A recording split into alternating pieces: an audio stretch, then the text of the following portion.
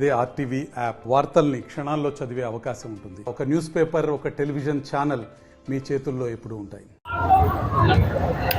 ఓం నమో వెంకటేశాయ.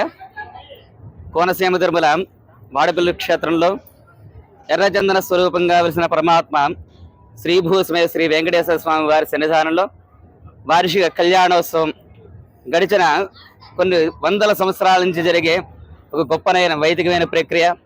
చైత్రశుద్ధ ఏకాదశి నుంచి పౌర్ణమి వరకు అద్భుతంగా జరిగే ఒక క్రమం ఈ దివ్య కళ్యాణ మహోత్సవ ప్రక్రియ. నిన్నటి రోజును ప్రారంభించుకుని ధ్వజారోహణతో ఈ కార్యక్రమం ప్రారంభించుకుని ఈరోజు రథోత్సవం. దోలాయమానం గోవిందం మంచస్థం మధుసూదనం రథస్థం కేశవం దృష్ట్వా పునర్జన్మన విద్యతే అని చెప్పబడింది. అలా రథం మీద కేశవమూర్తిగా ఉన్న వెంకటేశ్వర స్వామి దర్శనం ఇక్కడ ఇప్పుడు జరుగుతున్నది.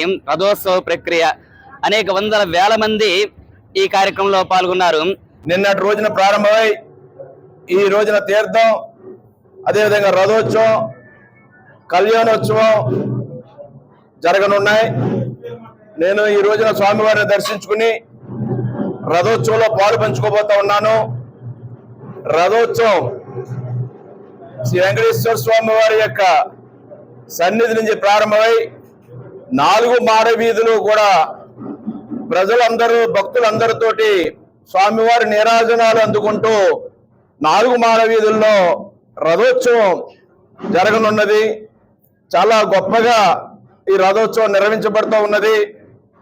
గతంలో నేను శాసనసభ్యుడిగా ఉన్నప్పుడు ఈ రథోత్సవాన్ని ఈ ఆనాడు ఎప్పుడు స్వాతంత్ర సమర పోరాటంలో రథోత్సవం జరిగేది, ఆనాటి నుంచి కూడా మరలా దాన్ని రథోత్సవం జరపలేదనేది తెలుసుకుని రథోత్సవాన్ని తిరిగి పునఃప్రారంభించడానికి నేను సంకల్పం చేయడం జరిగింది.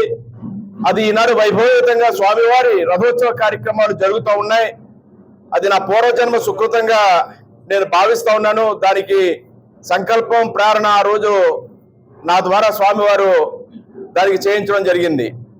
మరలా ఈనాడు ఈ రథోత్సవ కార్యక్రమంలో మరలా శాసనసభ్యుడిగా నేను పాలు పంచుకుంటూ ఉన్నాను.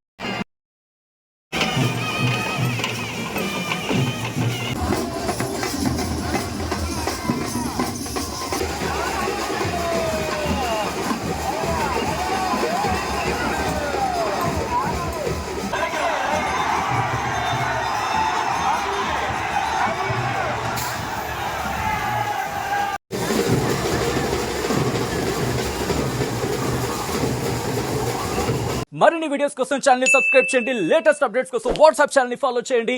అండ్ లింక్ డిస్క్రిప్షన్ లో ఉంది.